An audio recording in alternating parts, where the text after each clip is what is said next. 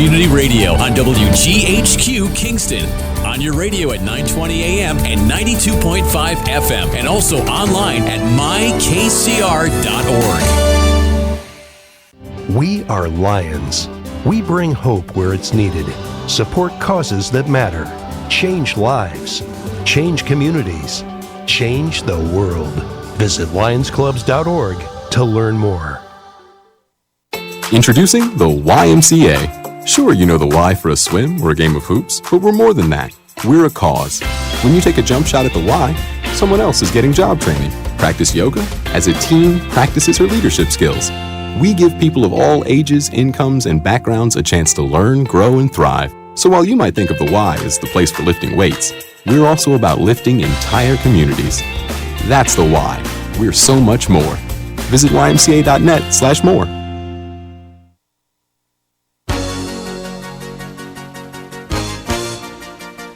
Hi, this is Winnie from the Rosendale Seniors, and I support Kingston Community Radio, and so should you.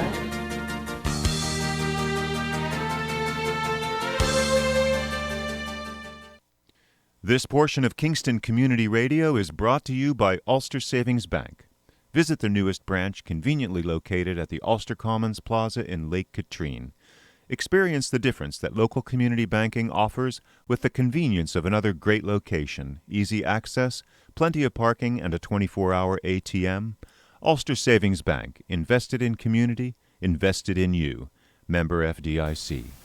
All right, folks, this is Thunder Thursday. Ba ba ba boom! Flash! That's very good. Or we could call the show Beauty and the Beast. Oh, I know. We keep going Did we back say to that? Yeah. Yeah, I think we did. Yeah. You like Flash and Boom still? Yeah, I I like that. And the reason why I like that is I think of you every once in a while because my kids love to watch Last Time. I'm sure they're tuning in this morning, and cool. I got made fun of for a very long time You about did? the Why? ba ba boom. They, That's Harry. Every once in a while they'll throw that in there and make fun of me. Ma ba ba boom, Mom. That's an homage to Herrington. He's going to be calling in at 7:30. Scott Herrington today, Lawrence. So that's good, man. Looks like you got a good haircut there. I'm liking it. I'm digging the haircut. That? Yes. Florida special. Who? A Florida special. A Florida special. Yeah, So right. what's a Florida special? I was in Florida over the weekend. That's so. Oh, I'm very jealous. How are they doing down there? Like it's back to normal. Really? Yeah. Well, you know, Florida's a Republican state. So Yeah. So they don't really listen to Sleepy So Joe. masks or not a whole lot of masks? Yeah, just like us, but you don't have to wear them outside. But yeah, you got to wear them into the restaurant. Actually, when you're at a bar, or I was at the track on Sunday or Saturday because I went to Gulfstream on Saturday. If you're standing at the bar, you got to keep your mask on. Oh, no kidding. If you want to take a sip, you just pull it off. You take a drink of your beer, you put your mask right back on. If everything else is semi-normal, Yeah, I and can the deal sun with is that. shining. Sun is shining. Yeah. My parents they're in Florida for the winter. And that whole thing with Governor Cuomo about how you got to do all this and have a test and have your paperwork ready, how they're going to check you and you can't come back. You know how they remember he said over Thanksgiving, we're not going to let you into the state. That's all BS. Yeah. I had all my stuff ready to go, my negative test. I got up early Sunday morning, went to Boca Raton because I was Nobody looked at it. Huh? Anybody look at your stuff then? Did they look at it? There was no one even there to look at it. Oh, my gosh. So I got up early to go get the rapid test on Sunday morning because they said you can't land in New York without a negative COVID test. So I was like, let me go get my test. So I went and got the rapid one. They text you in 18 minutes and tell you whether you passed or failed. I passed. So you can, you can rest easy now. You're clean. You're not. But you have to fill out this with that negative test. You have to have a travel log. You have to go online and fill out New York State's travel requirement health form, which is 9 pages long on your phone. Yeah. Then you got to have both of those ready to go when you get. So I sat in the first seat on the plane. Yeah. Because I wanted to get into this line because it takes 15 or 20 minutes to go through it. There was no one even there. Oh my gosh! I'm walking around in circles. I'm like, what airline did you fly? I'm like, I spent a couple hours out of my day Sunday morning to get online for this rapid test because the cars were deep and at least whatever. You're healthy. But I had and a safe. good time. So actually, I actually have on the flip side, my parents they go back and forth. Where do they go? What part? Cape Coral. So my parents come home. This was a couple months ago. I can't even remember. Maybe December. They were down there for a month, and they flew into Newburgh, and there's handwritten paperwork. So my mom fills it out, And maybe she did this on purpose, maybe she didn't. I'm not going to say on the air, but she did not leave her phone number. Okay. So she gets home, and 2 days later, my brother and I are at work, and his phone rings, contact tracing. Oh, Lord. So they went online, did research, found my brother's phone number, and got to get my mother's phone number. So I think it's really hit or miss how, Yeah, you know. random. Maybe how They've they- actually, yeah. no, it is, and they used to stand there and with the piece of paper and make you fill it out. And if you walk past them, they said they're going to fine you and do all that. But yeah, Was the I airport forgot crowded, to leave or- my phone number back in October when I went, and they found had it it. and they texted me. Yeah. Lawrence, was the airport crowded or not? Oh my God! Yeah, when I flew where- from Fort Lauderdale on the way back, I flew from Fort Lauderdale to Chicago because I couldn't. I usually go through Baltimore because Right. Southwest doesn't fly direct into Correct. Albany, so I had to go through Chicago. There was 300 people on the plane. Wow. Wow. But you know what's so weird about being on an Almost like airplane? normal. Kind of good. Yeah. Well, no, it is good. Yeah. It was great. But you know what's so weird about being on an airplane prior to COVID? They were serving drinks and snacks and food, and people were getting sauced up, drinking Bloody Marys, having a good old time. Now you get on an airplane, and it's like church. It's like church. Silent. No one talks. Yeah. Everybody sits there and That's reads the eerie. paper. I mean, it is like the most creepiest thing for me. Not being able to talk for No 3 mask hours. on I'm the like plane? going nuts, No mask dude. on the plane? No, you gotta wear a mask the whole time. You gotta wear From a mask the whole time. the whole time, the airport, everything. And if you take it off, well, I They wouldn't nail you. advise Yeah. that. Yeah. Yeah. No, they. You're getting body I mean, slammed no, if you if take they it get off. Right, exactly. When Yeah. they give you a snack, like they'll give you a little bag of chips, you can take it off then and eat it. Okay. But people don't even take the food. Wow. But I'm surprised that was a full flight and the airport was crowded. People, That's good. I mean, That's good to hear. So unless, Back to unless you normal. live in New York under under dictator Cuomo, Yeah. the rest of the world seems pretty, Yeah. Right. normal. I mean, you still have to wear your mask, and you should, but Yeah. Well, a lot of rules. yeah, yeah. It'll be interesting to see moving forward. A lot of people are asking, like, are you going to have a vaccine to get on a plane? Yeah, I think it's I- going to get to that. No, I don't don't? know if it'll get to that. I Might. I think half of America isn't going to get the vaccine. That's what I think. Yeah. Could be. I had a few friends in Florida that told me they weren't getting it. I'm like, what are you, stupid? Like, don't you want to go to Giant games and go here and go there? Yeah. If you got a card that says you're free and clear of this thing, why Yeah. wouldn't you go get it? He's like, all the I don't side think effects. I'm like, dude. Are you going to get one? Probably. Only because I'm, from the healthcare field and I'm used to taking flu shots over the years and yeah. A friend of mine got it. She's a teacher. She was fine. No side effects. Another friend of mine got it in Florida. Her arm, she's also a teacher too. Her arm swelled up for like an hour. Yeah. Yeah. Just like, not a lot, just like a little bit. But sometimes when I get a flu shot, it hurts get for a the couple same- hours. Yeah. Like, you know, You get the same it's reaction. sore. Yeah. Yeah. So anyway, I mean, hopefully, I think if it's going to be another tool to get us back to normal, then I think go for it. Even if it's 50% or 2/3 of the population to get it, Yeah. Yeah, the vulnerable population, obviously. needs at least it. Right. protects them and, yeah. the over 65 crowd, of which I'm in. Well, you don't look at it. That makes you feel any better. No, your dad? No. My dad is 65. Okay, And boom. he's Yeah, I boom think right that's- on the dot. Yeah. Right on the dot. So, yeah, anyway, we'll see what happens. So let's talk a little bit about what you're doing and Kingstonian. We mentioned Yeah, Kingstonian earlier. That's Kingstonian. great news. Probably not a shovel in the ground this year, but that would be great if it is. But, there's other red tape and stuff they need to go through, but not necessarily approval.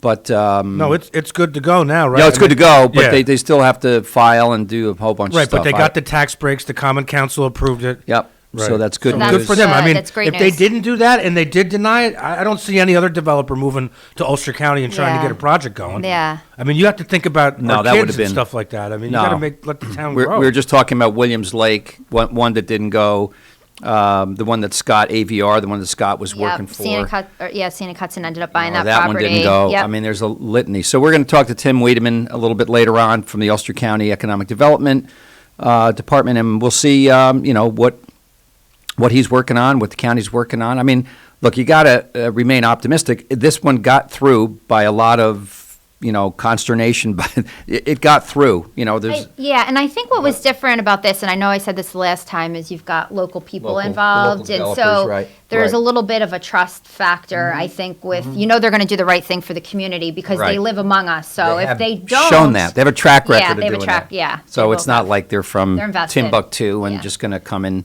Build and leave. Exactly. So what's happening? We talked a little bit about the task force, but what's happening with Concern Kingston? What are you all? So so I haven't been on the air since Christmas Eve was the last time. It's been a month. Right. So after we left, as you know, and you were there, Concern Kingston organized a vigil at Dietz Stadium, and it was a pretty good turnout. Great. Yep, it was excellent. I was really, really pleased to see the New York State Trooper Captain Appleton stood up there with us. There was a fair amount, sheriff and troopers, and they stood, which I think was really good. Yep, the chief was there, the mayor was there. So that was good. Since then, we've been kind of working on what we can do as a community. As you know, over Christmas time, we did the 12 Days of Christmas, showed appreciation to all the different law enforcements. But since then, we've kind of been working on community and how we can reach some of these kids, particularly in a time during the pandemic where, there's a lot of time stuck at home in these neighborhoods where these crimes are going on. Right. So one of the things I've been speaking with Dan Whalen of the Boys and Girls Club. I went over there a couple times over break, and he's got a great initiative where he's trying to attract business owners to try to match up and see, if there's someone at the Boys and Girls Club. Like mentoring almost, right? Well, no, actually, it more like employment. Even if it's like an internship. I believe, I want to say it's his girlfriend that works at Diamond Mills. And so, they're talking about maybe the food industry. Brittany? No, there's Brittany. I think it's Brittany. I want to say it's Brittany. There's a couple of B's there. Yeah.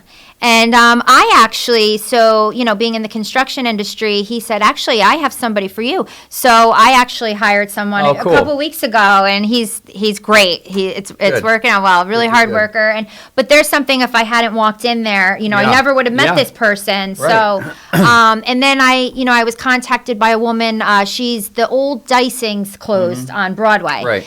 And she is going to be opening up a deli. So she said, that's something, I think more, I don't know, employment, but Italian deli, which we need. Just saying. Yeah. So a lot of things like that.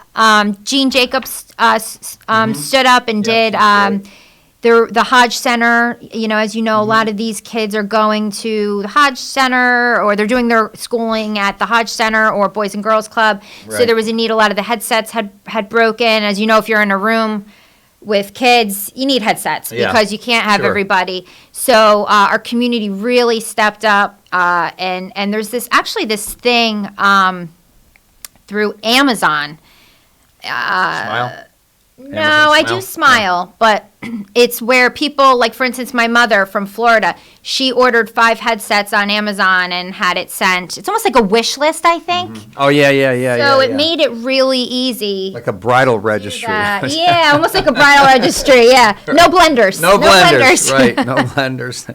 Right. So, so we've been doing stuff like that. And as very publicly I came out, I had reached out to the mayor. As you know, there were more shots fired last week. Still haven't heard anything. Well, I did hear back. I saw the exchange in Facebook, your letter, his letter. And, I think you've got to find some common ground and a willingness to have a dialogue, right? Mm-hmm. I mean, and a continued dialogue, not just a one and done. Yeah. It's got to be ongoing. And so I think, keep your efforts up. We talked about the task force. I mean, the police task force that was apparently just came out with a report not too long ago. So maybe you can speak to that. Yes. So we were kind of speaking a little bit about this before we came on the air. So Governor Cuomo, I believe this started last year. Okay. He had asked 600 local police agencies to formulate a task force where they could re-envision policing, come up with some changes, if you will. Mm-hmm. And, I think in light of everything that's happened nationally, it's important. Right. And so, I was actually, I don't really listen to Cuomo much, but my husband kind of nudged me last Friday and said, you should really listen to this one section of Cuomo last Friday. And he came on and said, that this is one of the things that he's not trying to micromanage, but, he's not going to tell communities how to police themselves. Right. They need to figure that out. And so he was saying, what might work in Binghamton isn't going to work in New York City. Right. And, I've been kind of following this task force, if you will. There's been public hearings.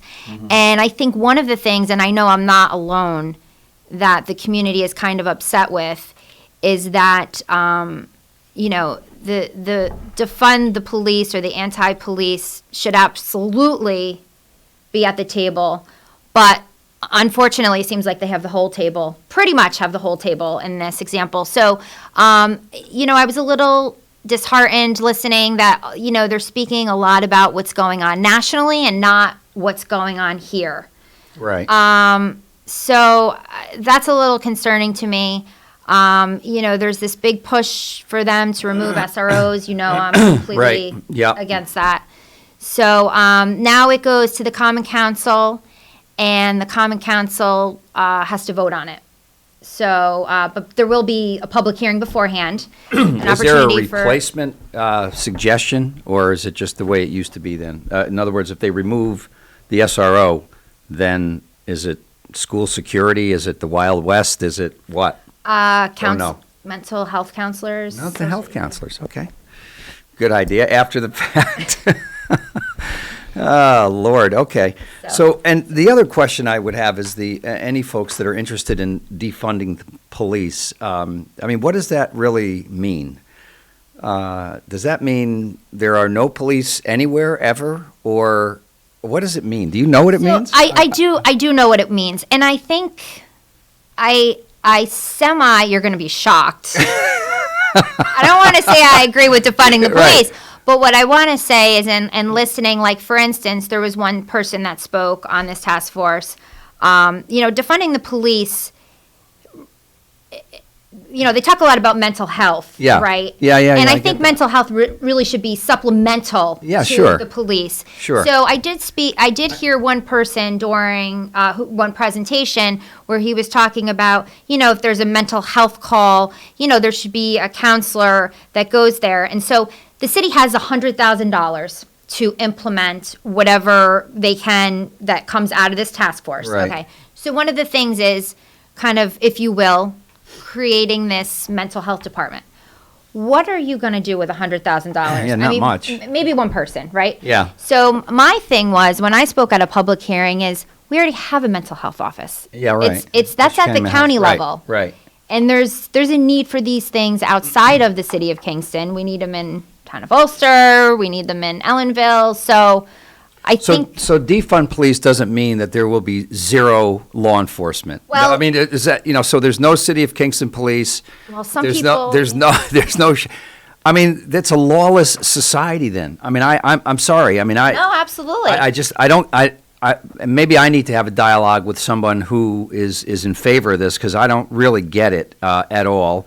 That means no more, patrol cars. That means no more what? I mean, it means Candyland. That means if we lived the in gangs of Candyland. New York come up here and just annihilate people. I mean, there's no. What do they then use, the National Guard if there's a problem? I don't understand the concept. Maybe I'll have to do some more research on it. So there's a group of people that feel as though what's really needed is that, like, giving these people a place to live, housing is going to.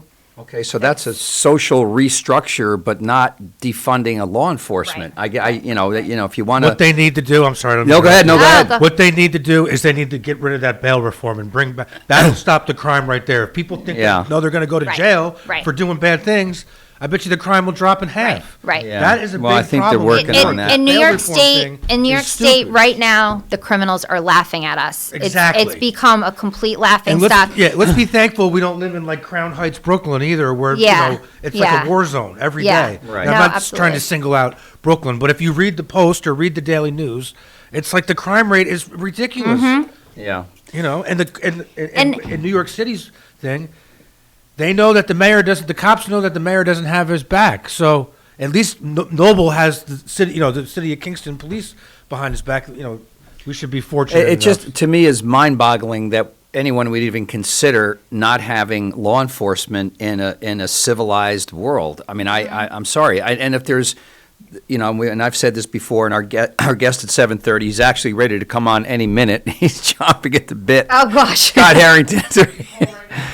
All right, so but everybody's asking what can the mayor do, and what you're saying about bail reform is that's one thing I feel he can do. He's not responsible for the judicial aspect of it, Yeah. but what he could do is he could stand up. And he could Right. say, listen, as the leader of the city, these state laws are making it really Yeah, and our difficult sheriff- to Right. keep my city safe. Right. Kevin Cahill, I need you to sponsor a bill to amend bail reform. He needs to use his platform as He the does. leader of this city. And some of the top cops agree that this thing is not. It's not mean, going is- to work. is So it you turned- we I have mean, to go back to the original way. I know at the national level it's turned very Republican versus Democrat. I mean, Definitely. and there's such a huge divide, and maybe in the state too, maybe in our local communities too. Is it that, or is it just, we all live in this community together? I don't care if you're Republican, Democrat. Everybody wants the same. Everybody wants to be safe.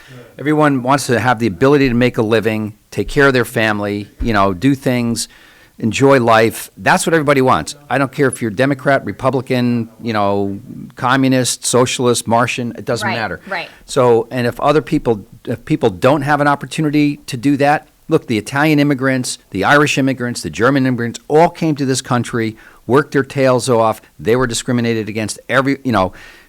Ethnic groups have lived through this before, and I guess I don't get Scott. Anyway, so that's my quick Scott Herrington That's your 2 cents. diatribe. Good morning there, partner. That was your Scott Herrington? We haven't forgotten. you, Scott. It was weak. I know. I don't hold a Morning. candle to the maestro. How we doing? Listen, you can't. If you could see my face while I was listening to you two talk about defunding the police, Right. reimagining law enforcement. Right. Please, I would like my own task force. I would like Yes. to reimagine crime. Why Right. don't we have a reimagining crime task force? Yeah. And then we can reimagine law enforcement. But if crime is the same, we still need the police. Yep. This is astounding to me. Yeah. And I just first would like to say good morning. Thank you. Thank you for having me. Yeah, it's okay. We miss you, man. Val, so proud of you. Thank you. I watch, I read on Facebook. As you know, I comment occasionally. I did recently have to put my 2 cents in. Yep. No, I appreciate because it- you were in that. He was in that meeting. Was it 2 cents or I like was a in the quarter? meeting, I mean, I read the response from City Hall to Val, and I was appalled, astounded. astounded. It was, to put it bluntly, it wasn't correct. It wasn't true. Right. We went in there with an attitude of, I don't mean to rehash old stuff, but we went in there to try to come up with a solution. We were treated poorly, we were disregarded, and the City Hall's approach to fixing the problem is, it's not my fault, there's nothing I can do, and I've done the best I can, and you're kind of bothering me now. I need to go make a bike trail. Okay, great. And just what the PBA predicted, just what Concerns Kingston predicted Yep. would happen, is exactly what happened. So we told you so. What are you going to... Okay, wipe it clean. Got it. I've been wrong many times. I've said I was wrong. I was wrong about the rail trail. So please, Kingston leadership, you were wrong. Step forward and correct it. Yeah, I'm not sure they know how to at this point, but I guess, groups people like... that do. Well, Call on the people that do. thank God groups like Val's are holding people's feet to the fire and being accountable and saying, you know what, you just can't go off and la-di-da this thing. It's Right. it's important, and it's important to the people. Go ahead, Val. Scott, I wanted to ask you, and you read the response, the statistics, and I want your input. There's a saying as an accountant that the numbers don't lie, but I think the numbers might be lying. What's your response? What would your response be to that? So in my 25 years of law enforcement experience, I'm familiar with the Uniform Crime Report, and that was what was being quoted. Statistics. The numbers might not lie, but statistics can be made to say whatever you want. Right. If you are robbed, if somebody breaks into your home, that would be a burglary. If you're at home, it's a robbery. If you're not at home, it's a burglary. So if somebody kicks in your door, goes in your house, you're not home, steals your stuff, and runs back out the door, that's a burglary. But, that looks bad, doesn't it? A burglary, or a lot of burglaries, looks bad in the community. So I'm not throwing anybody under the bus or saying when these things occurred, but I am privy to the fact that when filling out uniform crime reports, one might be encouraged to say, well, rather than a burglary, which is bad, let's call it a trespass and a larceny. So the person trespassed on property they weren't welcome in, and then they stole something, which is a larceny. Those two things go in the uniform crime report differently than a burglary, and make it look like crime is going down. Human error, human judgment is involved. How that report is filed, how these statistics are manipulated. And again, I am not saying someone's doing this. I'm saying that it would be a pattern across all government accountability personnel who want to make themselves appear as though things are going better. They're not going better. Ride down Kingston streets. Ride through Midtown. I mean, come on. Yeah. Common sense. I haven't been there in several months now, Tony. Am I wrong? Or is it No, you're not wrong. Money, you're not wrong. No, you're on the money. And I think what's the most concerning and is that the morning that DJ Mason was murdered, and it's a crazy thought, but I woke up that morning. It was snowing. You were in Florida, I think, at the time. It was snowing. It was a cold day, and I remember waking up thinking, I think we're gonna see a little bit of relief, because usually this kind of activity doesn't happen during the cold months. Right. And so, maybe hopefully we can use this as an opportunity as a community to regroup, come up with a game plan, and when the warm weather strikes and the crime soars, we'll be ready for it. The community will be ready for it. We'll have a game plan. Well, I thought we would have taken this time to do that. And then bam, that night my phone starts blowing up so it was really kind of crazy how that happened. And then again, just last week, there was another shooting. And that to me, it's like when the springtime comes, we're going to be completely asleep at the wheel. If something and overwhelmed. Yeah. I have to tell you, my and you know him, Scott, Ken Cooper. He was a security guy over at Bard. He's a great guy. Used to be a restaurant owner, but Ken is, let's say, a conservative, and a law and order guy, basically. And so he went up to Albany with a buddy of his to a gun shop, and he said no shotguns to be found. Yep. I mean, just people are other than $3,000 shotguns, no home defense shotguns.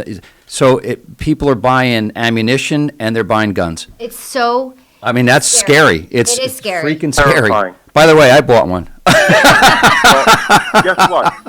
When the police are not allowed to protect you, who is going to protect you? You're going to have to protect yourself. Mm-hmm. And the police have been stopped by our government from protecting our tax-paying, law-abiding citizens. I never in my life thought I would see my country occupied by the army at our capital. Yeah. Journalists jailed for disagreeing with the power brokers. Yeah. We are a third world country now, on the cusp, and it's terrifying to me. Yeah, of a civil war. Yeah, it's really getting bad. I don't know what's going to. Thomas Jefferson was right. Read Thomas Jefferson. Yeah. Our founding fathers were brilliant. They were people ahead of their time. Their ideas were guerrilla fighters. Yeah. The guerrilla fighters of their day. And they were right when they formed this great nation. And they knew what it was. The Constitution, and we have lost our way, and it's scary. It's scary to watch from afar. Scott, it's interesting. They knew what it was like to live under tyranny, because they lived under the British rule, and so they wrote into the Constitution specific aspects to, let's say, prevent that from happening again. It looks like we're creeping back towards government just in our lives, telling us what to do, where to go, what, and then now there's such a huge divide in this country, and I don't want to say it's even haves and have-nots. It's I'm not sure exactly what the divide is. People forgot that we're all in this together. We're all in this together. I mean, are there some idiots out there? Absolutely. There's major idiots all over the place. By the way, who we need to be protected against sometimes, right? But we have more in common than we have separate us if we could get to the table and have, peaceful, reasonable conversations. I agree. Right? And I think that's one of the most things that's concerning in this is that the conversations don't want to be had by our leader. And, rather just say, here's the statistics, crime will always happen. It's not an answer. It's not an answer. Nothing we can do. Doing our best. You're bothering me. That's what we were told. Yeah. Walking out on 1,100 petitions that we took great pains. Val to be credited with this. This is her program. Took great pains to accurately and appropriately present information, ask people's opinions. No pressure. No, here you got to sign this. Here's why we're here. This is what we think. If you agree, would you sign this for our mayor and our common council? Yeah. And people came. I was amazed at how many people came out. I was too. Away. I think walked away and left them on the table. Yeah. No, I know. I mean, and you think that the amount of time people, this wasn't some online petition or sit at home and hit the send button on your email. People came down to Deet Stadium, came to Midtown, came to downtown, took time out of their day. That's how important this is to the community. And for him to completely dismiss it. Just disregard. And it's like, who are you working for? We're your constituents. Yeah. And Scott, I have to say, and I really value your input on this because of your background with law enforcement is, when I look at this issue and you see violence and you see guns and, my thought immediately goes to drugs and gangs. Mm-hmm. And, where's the message? Where are, people, what do you expect me to do? Listen, this is what I would expect you to do. I would expect you as the mayor of this city to have a very public press conference where you say that this is not welcome in our town, and I am instructing the chief and KPD that, you know what? If drugs is your business, surrender now Yeah. and ask for help. If not, we're coming for you. Yeah. I've talked to so many people that have said there are open drug deals going on every day at this location. Here's the address. I call KPD. They're like, we know. I mean, what? This is like, it's like, Not funny. the leadership is absolutely Absent. mind-boggling to me. I am And we have appalled. people dying, and my brother will be on at 8:30 to speak about his story of drug addiction and recovery. But you know, we've got people all the time in this city. It's not really, you're not really seeing it in the paper, but there are overdoses. We are losing people. People are dying. And you know, the mayor also spoke about in his response about, you know, mental health and all that. And I agree with you. And listen, if somebody has mental health issues, having them live in a community where the crime is through the roof and there's bullets flying, that's not good for somebody who has mental health issues. So if you're really concerned with mental health, that plays a part. You know, I wonder if the COVID is providing cover for a lot of this. Excuse. Yeah, exactly. It's an excuse. You know what I mean? It's, we can't do this, we can't do that, COVID, pandemic, blah, blah, blah. You know, the overdoses not being reported, mental health issues, you know, not being addressed, you know, and I get it. You know, it's an overwhelming time for leaders. I get that. But not the time to cower, not the time to retreat. Time to get people involved, time to say, hey, here's our agenda, like you're saying, and get it out there and get people on board with you. That's what a leader does. Yeah. And That's what ask We move for, forward on to a positive, to try to turn the conversation to what can we do. Right, right. And because I follow Concerned Kingston on Facebook, somebody, I don't remember the name, came up with a very, very good idea yesterday or the day before, whenever it was. We need a platform. They suggested 7 points. Let's come up with 7 points that need to be addressed. And what we need is a group of Kingston residents, because you have to be a resident of Kingston to serve as a politician there, that need to step forward. And I'm sorry that I'm not one of those people. As I wrote in my own comments, that's just not my path in life at the moment. But I wish, in many ways, I wish that the timing had been different. I would have gladly served again in whatever capacity necessary, but someone younger than me, someone that doesn't look like me, needs to step forward and say, we're not going to tolerate this. And they need to run for office, not as a Democrat, not as a Republican, not as a liberal, not as a conservative, but as a citizen. Exactly. As a citizen serving their community. Exactly. And that, I think, is the gift that Concerned Kingston can give to the community, is to use this amazing movement to identify and put forward the candidates for office that can turn the ship around. Mm-hmm. Now, the question is whether those people are out there and willing to step forward. I mean, that's everyone's got... hard to do. Yeah, exactly. So it's, we keep hopeful that, people will step up, that get it, that have had some experience in leading people. And they don't even have to have experience, Tony. They just have to be reasonable, decent people. Mm-hmm. I would be a lightning rod. I'm ruined. My time in the public spotlight has created an image of me that would not work in that scenario. So, right. And Val's going to hate me for this.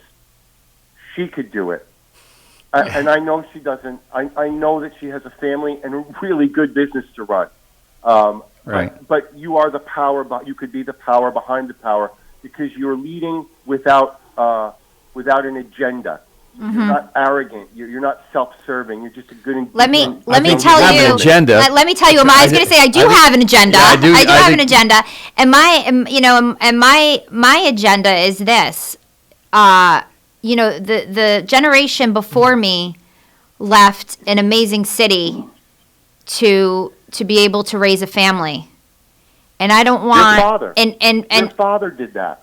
I don't want in 15 years my kids to look back and say, and look at my husband and I and say, what did you leave us? Yeah. And that's my agenda. Yeah, there's an obligation there. There's But Scott, Your I just agenda is not self-serving. The agendas of those in power appear to be self-serving. We all want, the members of Concerned Kingston and the decent folks that live in our city want what you said, Val. They want their children to have a place to come back to, a job to take, and a community to live in. And those folks have to take this opportunity. And again, forgive me, I'm lecturing and not doing what I'm saying, but I'm not there anymore. But step forward. I hope one of the attorneys that's involved will take the advice of some of our members, step forward, help the group, perhaps file some complaints with our state government about the conduct of City Hall, about what's going on there. If the current leadership needs to be removed, remove them. If they are willing to help and change, please do so. You have 1,100 people, and probably now more like 5,000 people that will come behind you and help you. I want to get back to what you were saying about people stepping up and running for office that are common sense approached. As someone who's stood in front of cameras and in front of 500, 1,000 people, I can tell you, it takes the right kind of person to be able to do that. If you have common sense, that's great. If you have a good, maybe a financial background, that's great. Dealing with people, supervising people. I guess what I'm saying is the job is complicated. I'm talking about the mayor job right now, or any, it could be a Pat Ryan job, or any kind of job that's almost like a CEO of a company, right? Mm-hmm. It is. That's what it is. It's a CEO of the city. Yeah. It's a CEO of the county. It takes someone with a skill set that can deflect certain things, that can absorb certain things, that can go on the offensive. No, but then can go on the offensive as well. But also takes into consideration people's thoughts and ideas, and bringing people into you. But so what I'm saying is, not everyone can do that. I mean, even if you're a good-hearted, kind person and you think you know what's right for this community, you may not have the leadership skills to step up and make a difference. We've had enough, people in leadership positions, elected officials, that don't know, they manage their way out of a paper bag. So we don't need that. What we need is people that have a skill set and willing to step up and maybe put their personal lives on hold for a little bit. It's a sacrifice, right? I mean, it is an absolute sacrifice to do this. If you have a family and, you're always in the spotlight, right?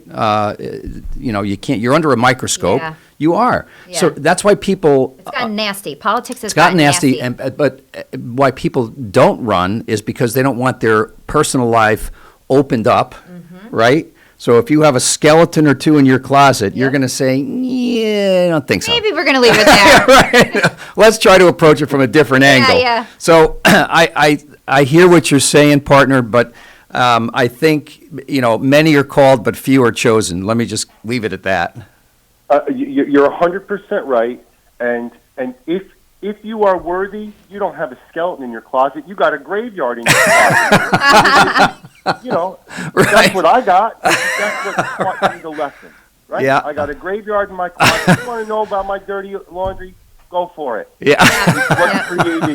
It's what created who we are as we move forward. No, I get you. And I get you. I want to give an example, perhaps, of what this is going to create within my own circle. I won't tell you who the person is, but suffice to say that there's someone who I love and who are related to me, who got some toll booth tickets down in because the tolls were closed, right? You go through the tolls, you get to pay the fine by mail, notice, so on and so forth.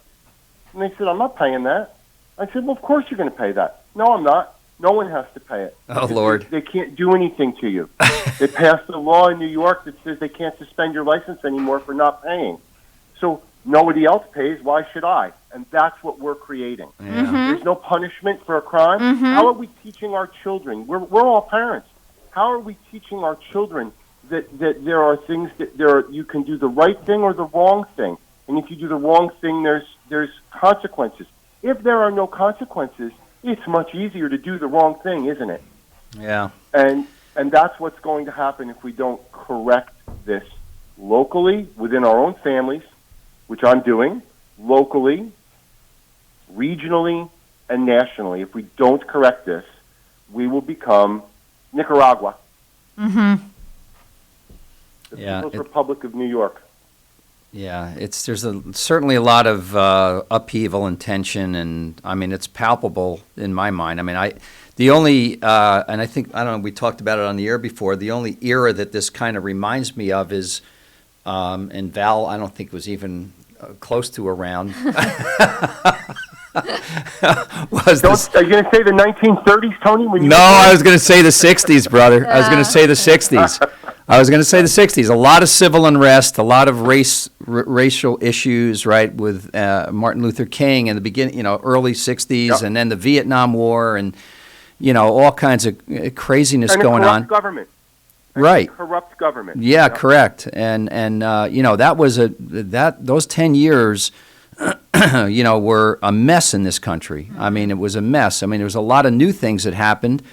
But, Kennedy shot, Johnson, I mean, a lot of national upheaval going on and, social unrest. I mean, people that didn't like the Vietnam War, protesting. And, watched Martin Luther King with Leanne the other night. We watched like 2-3 hours of that stuff as it unfolded at the time.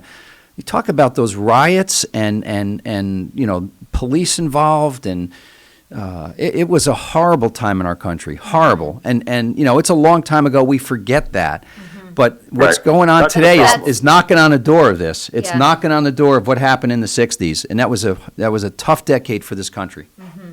When you disregard the history, you're doomed to repeat it. I was just going to say that. Correct. Yep. Correct. But you could see it creeping up. The far liberal left is rewriting history the way they would like it rewritten. Right. We have an ugly past. Right. Just like I do. Like your skeletons graveyard. Right? Although, partner, you look have that. You look pretty. Did you learn from it? Did you learn from it and grow? Or right. Or will That's all you can do. Over and over and over again. By the way, you look pretty happy holding that red snapper on the boat. Yes, you did. Oh, dude. But very happy. And did you see my picture of my 89-year-old Korean War combat veteran, best buddy, Billy Rickson, holding his gigantic red snapper? Yeah. Dude went out 25 miles in our boat with us. How old is he? 89. I love that guy. How old is he? He's 89. I would not believe that. I thought that guy was like maybe around my age, maybe in his mid-60s. He did not look anywhere near 89. He's not going to hate me for giving out his age. He's proud of it. Well, he should be, man. He looked amazing. From Port Ewan. Everybody knows the Rickson family. And Billy is retired down here as well and is my constant fishing partner. 89, bringing in that big fish. That's Good amazing, for him. man. That's I aspire to that, man. How's Bad Andy doing? Who's Bad Andy? Bad Andy is my new radio co-host, although he's fallen behind on the project. Bad Andy and the Captain is a podcast that's going to be launched, we hope, within the next 30 days. Nice. It's going to be a live radio show like you're on. Good. Great. And also a podcast. Great. We are. It's going to be a show for dads. That's our theme.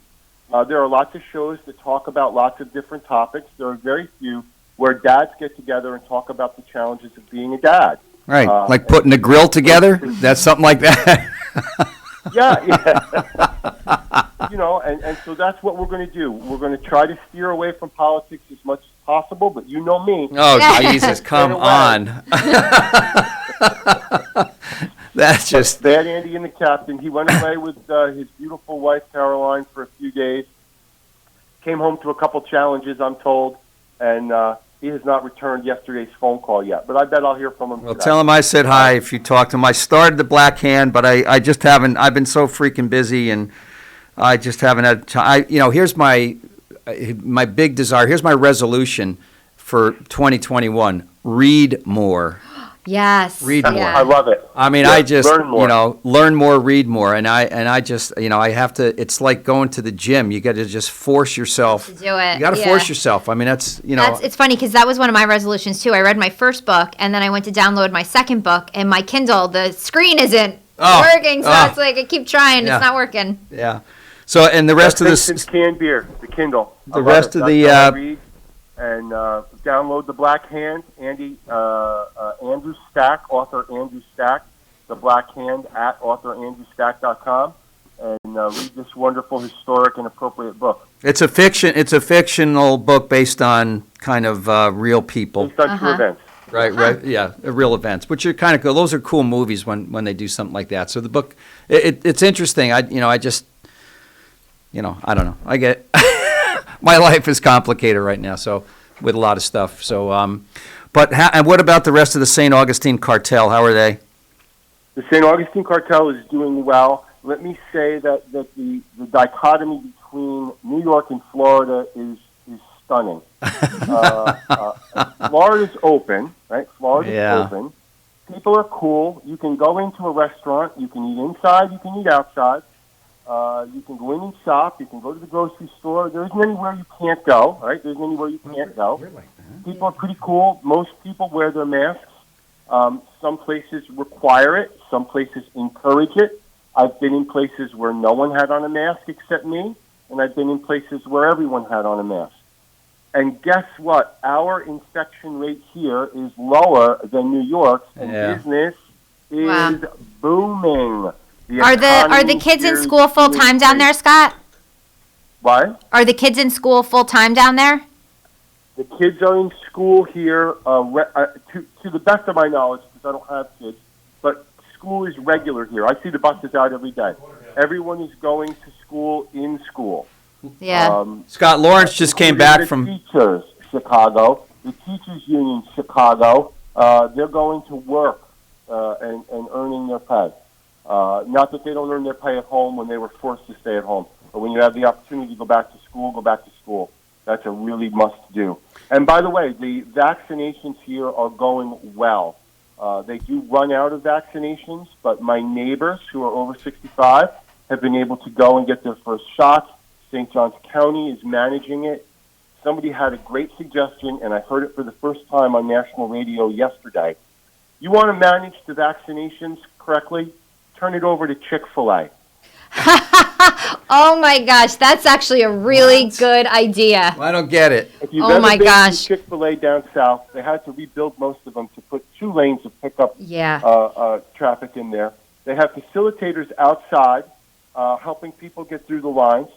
They block traffic most of the time, and Chick-fil-A does it every day. You want vaccines given out correctly? Turn it over to Chick-fil-A. Scott, I love it. I love it. Oh, that's Have hilarious. you never been to a Chick-fil-A? I think I was once in Texas. Oh. 2 minutes, Scotty. We're going to stop at 7:55 because we didn't take the 7:30 break. Thank you for in deference to you. I love both of you, Valerie. I'm so proud of you. Thank you, Scott. I miss you. You are a wonderful, wonderful person, and the Hudson Valley is lucky to have you and your family there. Tony, you know what? Is that a Robert Graham shirt you're wearing? That thing's beautiful, man. I love you, brother. I love you. Rich, handsome, and hair like a... Oh, yeah. And 2 out of 3 is not bad. Oh, man. All right, listen, be well, be safe, and keep catching those fish and keep getting that vitamin D. I have to take vitamin D supplements. You get it just walking outside all the time. I'm tanning in my thong and tube top. Oh, man, that's a bad sign. Dude, you really have to leave us with that? No, it's gross. And I expect no tan lines from you, brother. I love you guys. We love and miss you, Scott. Opportunity to speak. Yep, be well. Take care, man. All right, bye-bye now. Bye-bye. Bye-bye. All right, Lawrence, go to break. You're listening to Kingston Community Radio on WGHQ Kingston. On your radio at 920 AM and 92.5 FM, and also online at mykcr.org. 100 years ago, there were 100,000 tigers in the wild. Today, there are as few as 3,200. The Earth's wild animals can't speak up when they need help, but we can. Be the voice for those who have no voice. Visit worldwildlife.org. We are Lions. We bring hope where it's needed, support causes that matter, change lives, change communities, change the world. Visit lionsclubs.org to learn more. This is the story of Daniel, who was born 2 months early. His lungs weren't ready. His heart wasn't ready. His parents could only hope that one day he would leave the hospital healthy, and they would all live happily ever after. Daniel's is just one of the more than 500,000 stories of babies born prematurely last year. You can help the March of Dimes stop premature birth and bring more babies home healthy. Learn how at marchofdimes.com. Working together for stronger, healthier babies. Hi, I'm Steve Thomas for Habitat for Humanity Restore. Habitat Restores are nonprofit home improvement stores and donation centers that sell new and gently used furniture, building materials, and appliances to the public at a fraction of the retail cost. The Ulster County Restore at 406 Route 28 in Kingston needs your donations. Call our hotline at 845-853-7499 to schedule your free pickup. And thanks. Long ago, you wouldn't think of galloping on a horse while doing calligraphy, and you wouldn't have attempted to ride your bike while typing a letter. Yet you think you can safely operate a multi-ton vehicle while texting? Behind the wheel is no place to multitask. If you want to BRB, drive now and text later. Lives depend on it. Visit StopTextStopWrecks.org, a message brought to you by the National Highway Traffic Safety Administration, Project Yellow Light, Noise, and the Ad Council. Hi, I'm Ruth Quick from town of Ulster. I support Kingston Community Radio, and you should too.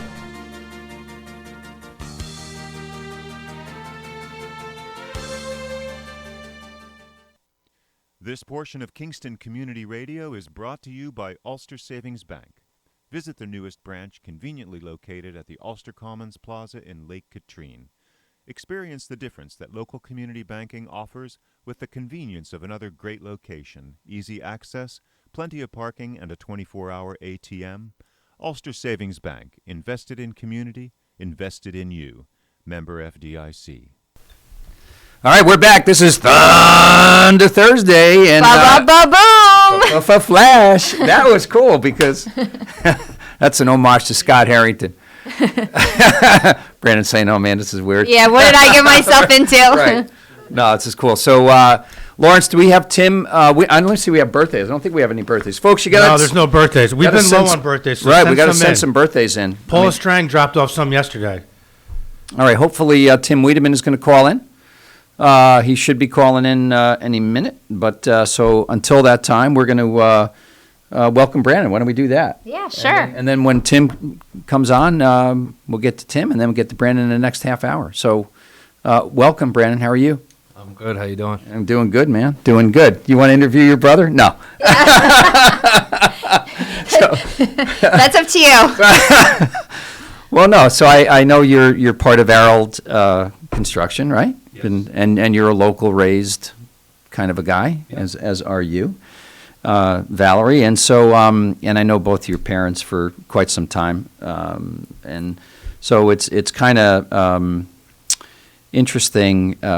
What I love to see, and you alluded to it earlier, is generational involvement. You know, and so we're going to talk about your story in a second, Brandon. But I think we talked about the Jordans. You know, there's many Kingston families whose offspring are now, you know, starting to get involved and in the community. And I think that has to be, I mean, folks in our 60s, you know, we've been doing this for a while. It's a little bit time to start handing off the baton and getting another generation involved in this community. I think that's healthy. I think it's appropriate because you all see things a little differently than us. And we have to be, I'm big in the tolerance world now. That's my deal. So we're going to get to your story, but I think Tim Weidemann is on the phone, so don't go far. Okay. Tim Weidemann, welcome to KCR. Good to be here and be with you guys this morning. Yeah, it's great. Do you know Valerie Dwyer? Good morning, Tim. How are you? Hey, Valerie. It's good to hear from you. You too. Tim, can you give folks a little bit of your background, your personal background, so folks, because we can say, hey, you're the director of economic development and da da da da da da, but I think it's important, for people in our community to get to know people that are in positions of authority and can make decisions, who you are, what background you came from, and anything else you want to share about who you are. Happy to do it. Yeah, great. Yeah, I think maybe if I drone on, just stop me. Because, I've got a history here that I'm happy to walk through. But go ahead. It starts with moving to the area to go to college at SUNY New Paltz way too long ago at this point. But, right. I came my last 2 years of high school. Went to high school in the Newburgh area, and then decided that I really liked the Hudson Valley and found this great college called SUNY New Paltz where there was rock climbing and good music and all that kind of stuff. So spent 4 years at New Paltz. I was a philosophy and religious studies major. So okay. In some ways it actually prepared me really well for the work that I do now. I really feel like the quality of the education that I got at SUNY New Paltz was absolutely stunning. I really feel grateful to this day for that. By the way, you could either have been what you are or a bartender too, because philosophy and religion it works well in a bar as well. It does, exactly. Well, I took it, and when I was a student there, I had the opportunity to do some part-time work with a local consultant in the New Paltz area who did work with towns and villages and cities and counties.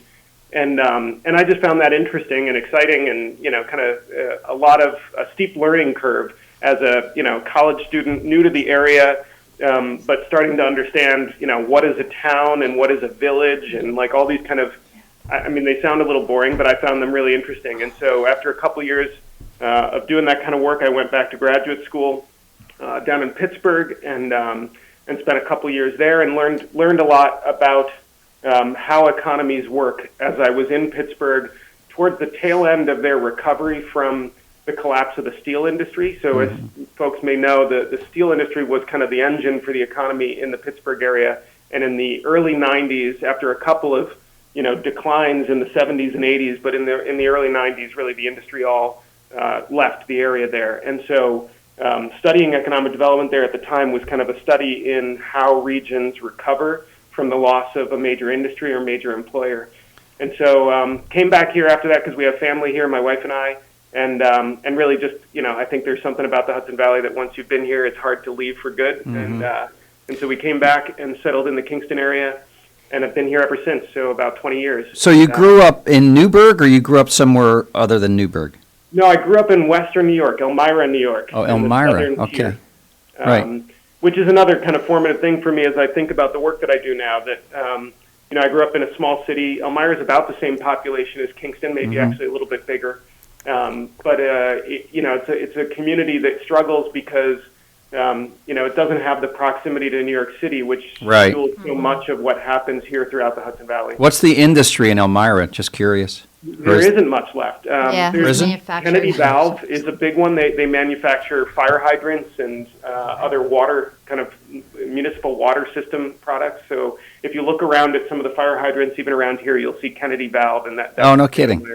Well, they're closer to, Pennsylvania. They should be part of Pennsylvania, right? It's almost that way, yeah. In fact, one of the big booms there in the last 15 years was when fracking was all the rage in Pennsylvania, and all of the hotels were booked up for years because of all the staff that were required for the gas fracking work that was happening in northern Pennsylvania, but not enough hotels down there. So, it's interesting being right on the border of the two states. Were you involved in the Williams Lake project? I seem to remember you coming on KCR a long time ago in our old studios when you were a consultant for them. Yes. Yeah. Yes. So I wasn't really involved in the Williams Lake project itself, but I was involved for a while when I was still doing my own consulting work and traveling a lot for work.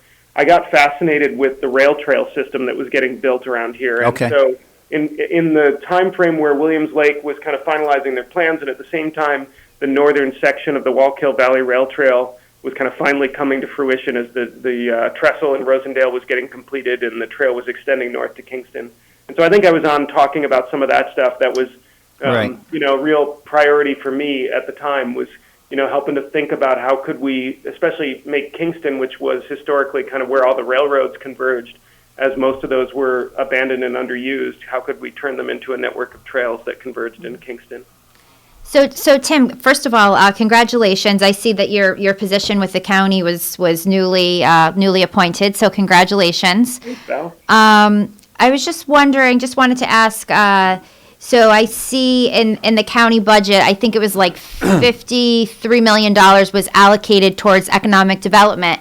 And I was talking with Tony before the show. It's kind of this weird time because we're in the middle of a pandemic, but at the same time, we do have kind of this influx. We're kind of in this unusual area in that we have this influx of people, from Manhattan. So I was just interested, just wanted to speak a little bit, that money and that budget, what does that look like and what type of projects are you working on? And, just speak also a little bit to the pandemic and how that plays into. Yeah, of course.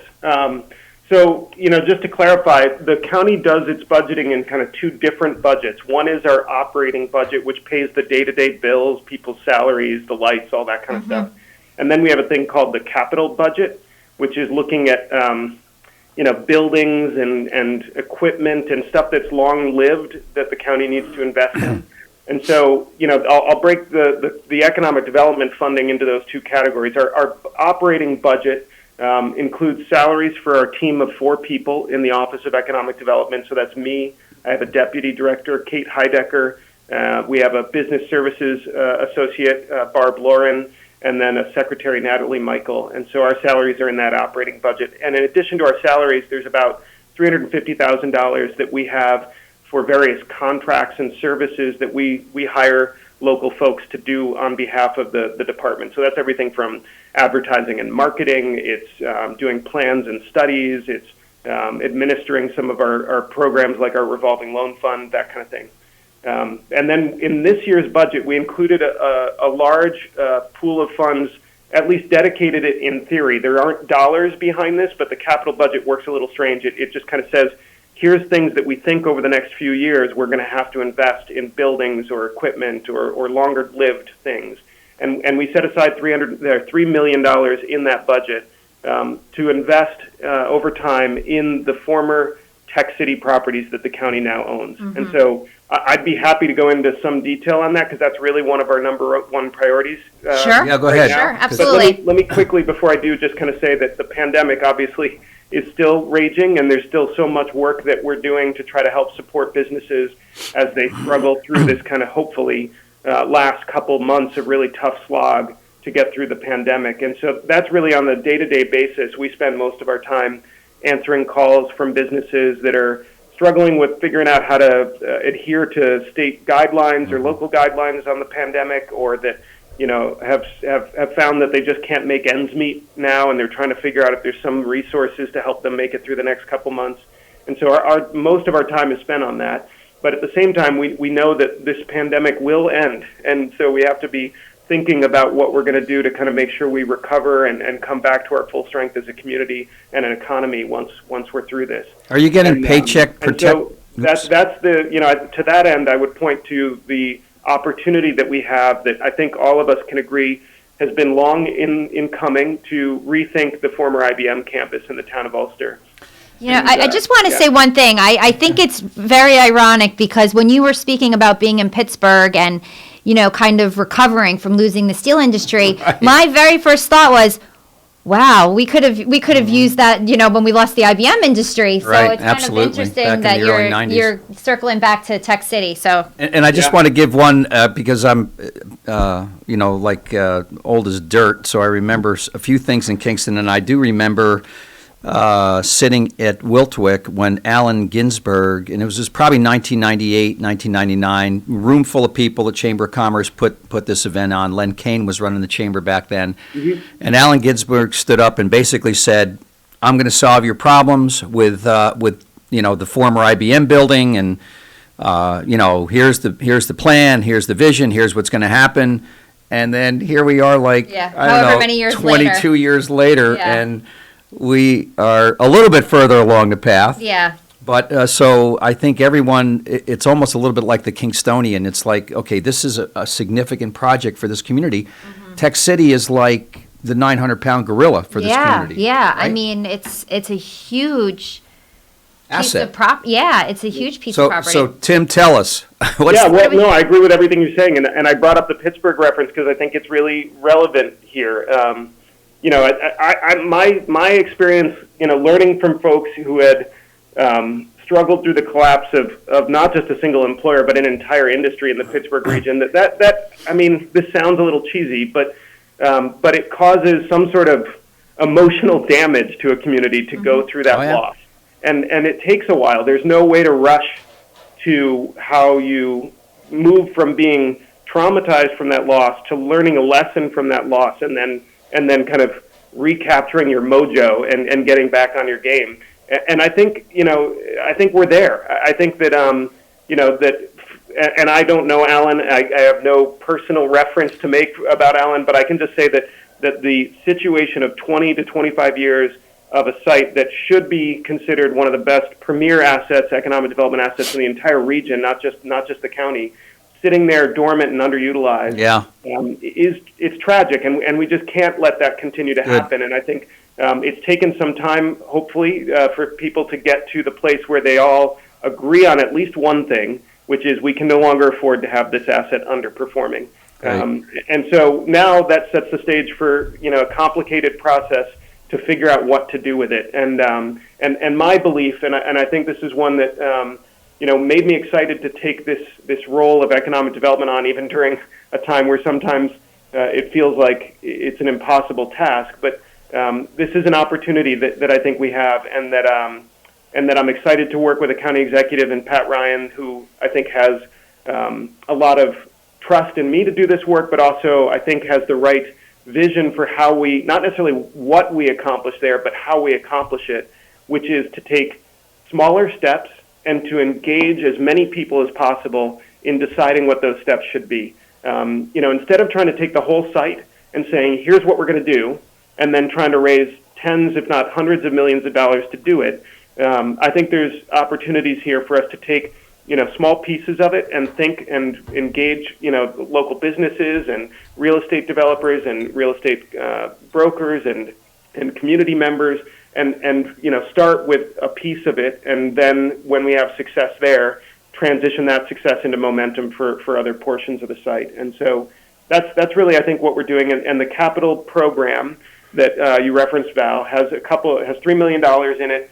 That again, I would just say that that's not real dollars because we don't have those set aside, but it's really just pointing the direction that says we need some modest investment in the properties that the county now owns, which for those that are kind of vaguely familiar with the whole IBM campus, it's almost 300 acres total, but the county, through foreclosure due to unpaid taxes, was able to claim 2 parcels that are on the kind of southwest side of the campus, near the United Healthcare building. They include the buildings that Bank of America was in for a few years when they were doing their tax process. Right. And so we have that to start working with and to really start showing what's possible, and then to use that progress and that success to build momentum for the rest of the site. What needs to be done? I know obviously contamination was an issue there. What needs to happen in order to make them shovel ready? And also, do you foresee the structures that are there? Do you see that they will remain there, or do you think they'll be demolished and there will be new, or what do you envision, or you don't know, it's too early to tell? Well, yeah, I mean, some of that stuff I think we know pretty well. There's been obviously over the course of the 25 years that not much dramatic progress has been made at redeveloping the site. There's certainly been lots of studies and plans, and so the environmental issues are pretty well documented at this point, and for the most part, they're kind of 2 categories. One is of old industrial solvents and chemicals that are in the ground and in the groundwater on the site. Mm-hmm. And so that's a challenge, but it's a challenge that's not insurmountable. For the most part, the site is serviced by municipal water, so we don't need to drink the water that's on the site. And if you're doing development in sensitive ways, you can avoid disturbing the soils, which prevents an issue with that pollution. There's also issues with buildings that were demolished and rubble piles that are there that are continue to be on properties that the county doesn't own and will need to be resolved before those sites can be redeveloped. But for the moment, I would say overall, the site is large, and there are portions of the site, including the part that the county owns, where contamination is not a real deterrent for redevelopment. Okay. And then also the buildings. I kind of had this, before I started to get really deeply involved in this, I had this general perception that the whole site was buildings that were about to fall down or needed to be torn down.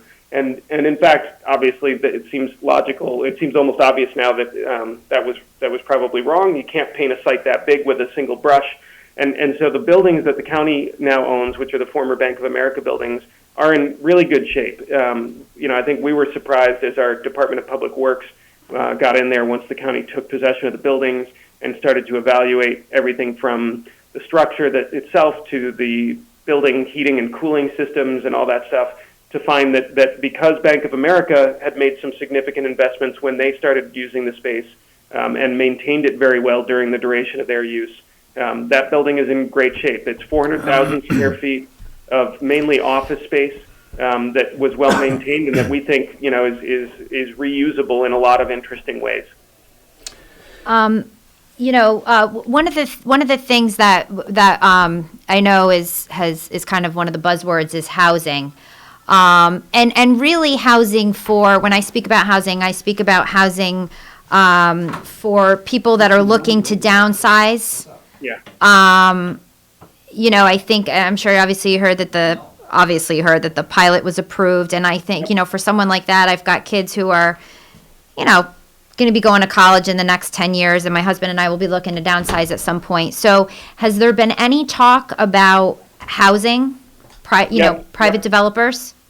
Yeah, I think, obviously housing represents a new kind of use on the site. It hasn't been present there before, and there are constraints about where it could be, and in particular, got to be sensitive to those contamination issues that, although they don't necessarily present a complete obstacle, there are challenges there that would need to be figured out in order to build housing on the site and do it safely. Mm-hmm. But that's one of the considerations. I think in some of the past planning, that's been identified as a potential use, and we just released. Man, it stinks that sometimes these things get so technical, but we released a document called a Request for Expressions of Interest last week, and so this is available on our county economic development page. Which is ulstercountyny.gov/economic development. And up there's a link to this request for expressions of interest. And really that's a call to anyone, any business, any real estate developer or professional to put forward ideas about what they'd like to see the county properties used for. And we include in that an encouragement for folks that think that there's an opportunity for housing development on the site to put forward that proposal. And so we're eagerly awaiting those proposals and suggestions and ideas are due February 26th. And so as those come in, I think that'll give us a better picture of the kinds of things that there's interest in doing, and then some potential partners that the county can work with in order to redevelop those sites that we now own, and to think about a mix of things like manufacturing, housing, maybe other commercial distribution, or we've had some interest from food producers in the region, and so I think we're anticipating that there'll be a kind of range of interest expressed, which both will help us to think about what to do in the short term on the parcels the county now owns, and also help us reassess what might be the right plan going forward for the rest of the campus as it becomes available to redevelop. I know one of the things personally I would like to see is just some jobs for, not everybody can go to college and have a 4-year degree. Right. Tradespeople. Tradespeople, some middle class. We used to have manufacturing. We speak about Elmira, right? I mean, you drive west out New York, and those always used to be manufacturing jobs, and that's all gone. And so you have this whole class of people that don't have any opportunities. Yeah. So hopefully that's something that, we can be able to get out of that space. Tim and I, I'm in the employment world, and I guess the issue in my mind is, available workforce, regardless of, what business comes in there, and the pandemic has made it exponentially more difficult to find people, folks just on the sidelines, and certainly the pandemic is going to stop. Do you think so? But let me ask you a question on that, and because we talked about this before off the air. I know there are employers that are having a hard time getting their employees to come back to work because of that unemployment check. Do you think that that plays into the workforce at all? And when some of those incentives go, I don't want to say incentives, that might be the wrong word. We definitely saw as soon as the $600 federal unemployment subsidy stopped, people came back to the workforce in droves. This was back in July. And our business took off again, the temp world and temp to perm world. But I think it's 300 now, and I think people are intentionally out of the unemployment market. So there's those that are not collecting unemployment, another number, and those in the unemployment. Our Ulster County unemployment right now is 5%. Tim, correct? In that neck of the woods? Yeah. So it's not, and pre-pandemic, it was 3.5, 3.2, which was historic lows. Right. But I guess what I'm saying is we'd have to attract people into our market to work. And I think Ulster County is well poised to do that because of a lot of the factors that we've spoken about previously. The whole, quality of life up here. And there's so many good reasons. But the companies have to pay a living wage as well. This is, I think, the crux of what our challenge is going to be after we get through the pandemic. My sense is that we go back to the challenge that existed before the pandemic, which is that, we have an awesome quality of life that I think we all agree we want to try to preserve. And the question is, how do we do that? And there's a difficult balancing act in there there's lots of ways to look at it. Sometimes it's a balancing act between how do we attract the workforce that we need for our employers to be successful, but then also how do we support the folks who are here that are, we're all probably used to now that there is no single career that people have for 40 years anymore. They've got to be able to move between careers because our economy changes so quickly that any one industry is unlikely to thrive for the duration of a person's career, and so they're going to have to be forced to make those transitions that are so difficult. And how do we support our existing workforce to be retooled and retrained for the kinds of jobs that are promising for them in the future? Those are two things that I think we struggled with before the pandemic and will continue to struggle with, and they relate to housing and other kind of cost of life factors. So, as we see increasing demand and we see people moving up from New York City as a result of the pandemic. We know that pattern. We've seen it, in the Hudson Valley after 9/11. We saw it, and whenever there's kind of a reason for folks to rethink their choice of living in a major metropolitan area, we see a bubble of kind of out-migration, and that's both good. I mentioned that as what distinguishes a place like Kingston from a place like Elmira, and I think there's a lot of positive there, but it also creates challenges, and one of them is that we only have we don't build a lot of new housing around here, and the Kingstonian is an example of building some new housing, and folks may criticize it for being higher prices than maybe the average person can afford, but ultimately we just need a lot of additional housing at lots of price points because people want to be here, and we want to be able to absorb that population as part of the solution to getting our workforce to the scale and with the skills that our employers require.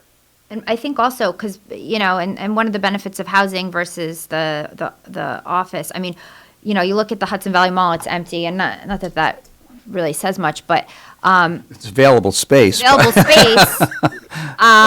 something. And it's beautiful in there. Yeah. But I think the other problem too is that, a lot of people are working from home now, and I think there's a lot of businesses that are seeing, we can save all this money on rent and everything like that, and why are we gonna, Right. So that's also another reuse. Yeah.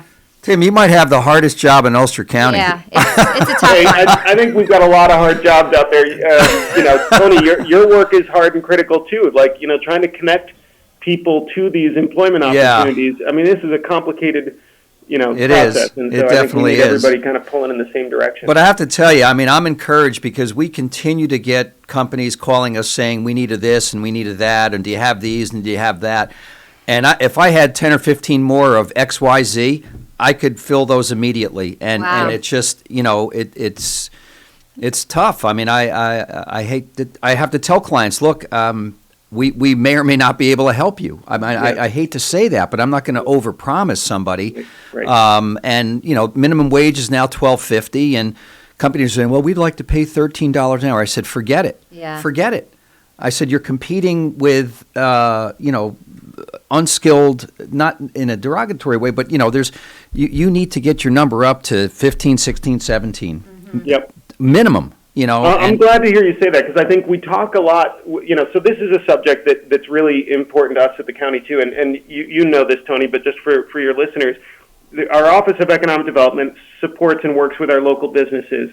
So does our Office of Employment and Training, which is the unemployment Thomasine office. Oliphant's great. And so, I think there's a real need to start figuring out not just what do we need to train our workers on to be, competitive and to have, the right match with the skills that employers are looking for, but we also need to, quite frankly, help our employers understand that they're in a competitive market and they're going to have to pay more. And I know that that's hard, especially right now, but that's the reality of the marketplace right now, and trying to figure out how to support them to do that is a priority for us as well. Yeah. No, it's great. Tim Weidemann, thank you for being with us. You're going to be a monthly guest. So I'm excited about that. I really like talking with you guys, and I'm sorry I kind of rambled on, but it's so much to cover. But we'll have time to do more in-depth stuff on. That's great, and maybe at some point as the plague drops off here, you can come into the studio. We'd love to have you. We'd love to have you on the phone too. It's easy. And as Val says, the world is going to change in terms of how we're doing business, and some of this is telephonic or, God forbid, Zoom. God forbid Zoom.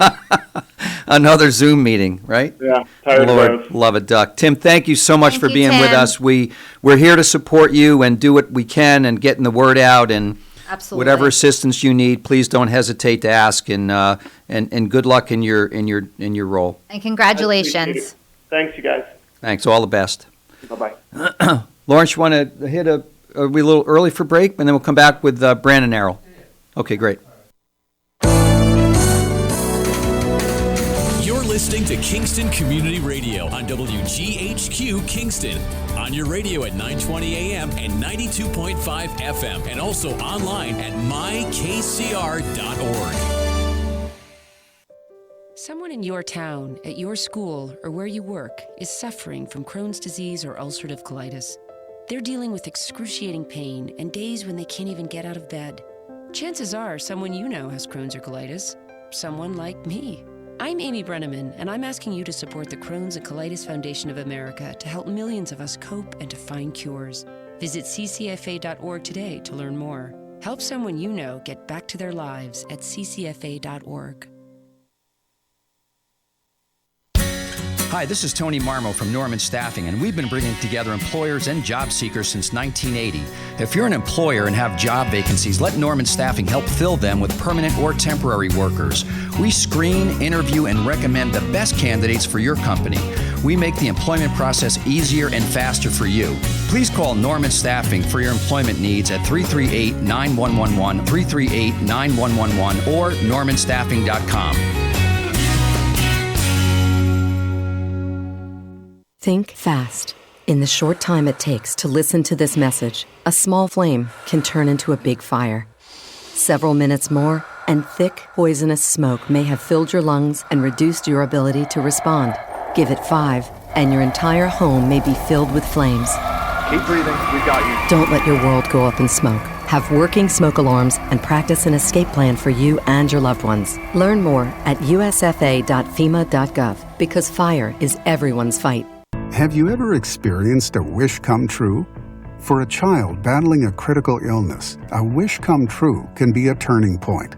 One song, one dance, one game, one adventure, one moment changes everything. Make-A-Wish needs your support to grant the wish of every eligible child. Visit wish.org now to help grant more life-changing wishes. Together, we can transform lives, one wish at a time.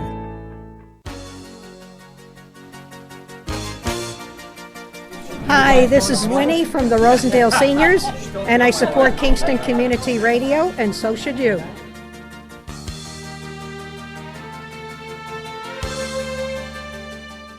This programming is brought to you by the Friends of Kevin Cahill. As a strong advocate of local broadcasting, Assemblymember Cahill urges you to support Kingston Community Radio with your time and donations. Your contributions keep KCR vital and on the air at FM 92.5, AM 920, and on the web at mykcr.org. Please join Assemblymember Cahill and send your gifts of $10, $25, or more to Kingston Community Radio, Post Office Box 4364, Kingston, New York 12402. Together, let's keep KCR alive. All right, folks. Well, that's exactly what we're doing. We're trying to keep KCR alive with interesting programming, right? Yep. And this is only one of the programs 5 days a week, but this is Thunder Thursday. Ba ba ba boom. For Flash. All right. We like it. We like it. All right. So we're joined this half hour by Brandon Arold, brother to Valerie. I don't know age difference here, but somebody's older than somebody. Yeah. And you'll disclose the age difference, maybe. Yeah, I don't know. Yeah. So, and you're just two sibs, right? No, we have another brother. Yeah. Okay. So I'm the oldest. Okay. And Brandon is the youngest. Okay. And there is almost about 6.5 years between us. Okay, yeah. and the third one is in the middle of, yes. Obviously. They're 15 months apart. 15 months, okay. My brother Almost Ryan. like Irish twins. Yeah. So, but we, right, we've been, despite the age difference, we've always been very close. So, I asked my brother to come on here to share his story of drug addiction and recovery, particularly, again, and I know we spoke about this the last time, during the pandemic. We have a lot of mental health issues, right. And we're living in a county where services have been closed. Mm-hmm. So I think it's important that we talk about awareness. Absolutely. So, it's key. So we're going to give my brother an opportunity to, tell his story. Yeah. I think it's something that impacts a lot of people in our community. Great. Welcome. So, yeah. Welcome, Brandon. Thanks for having me. Yeah.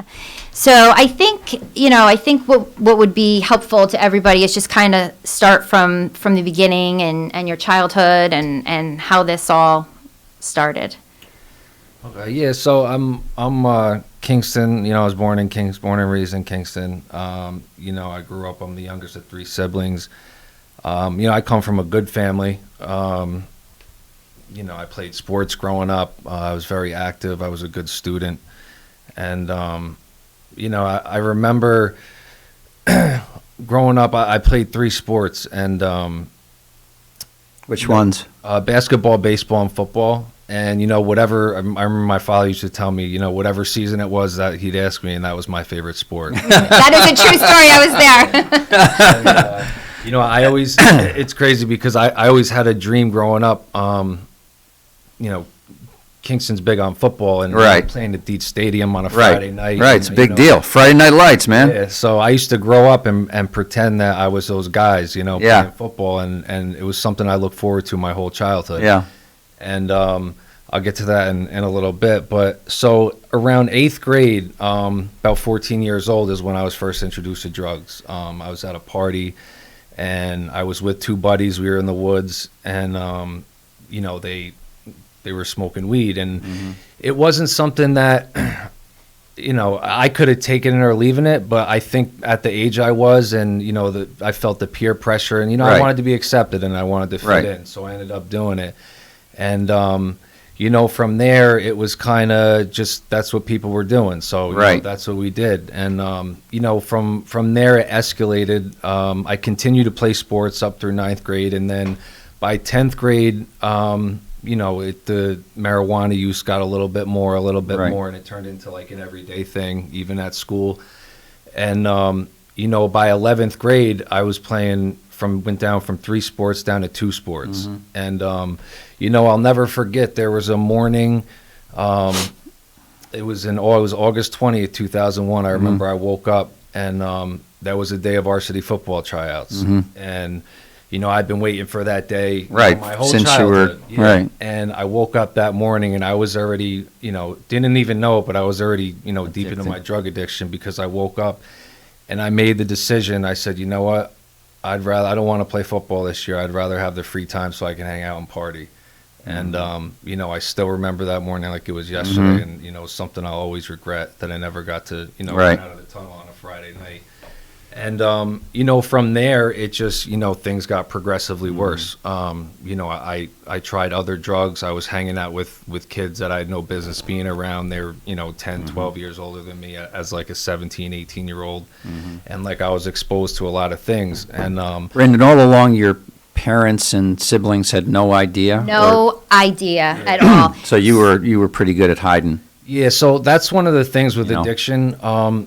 Especially, it's a lot different today, but, you know, 20 years ago, I mean, I don't want to say it wasn't as accepted, but it wasn't as, you know, people didn't know about, you know, like the epidemic we have going Is on it because of today. these things, maybe? Yeah, that could be. Lack of, you know, I mean, everything now is taped, instant this, selfie, you know, but back then, probably not. Yeah, so I think with the baseball thing, we took it, so he didn't play baseball because he had an injury. And so, you know, he could have had a surgery to fix it, and he kind of said, no. And so we kind of just took it as, okay. I mean, we were shocked. He wanted to stop playing, but we took it as, I mean, we missed all the signs. I mean, we missed all the signs. We didn't find out until 2013.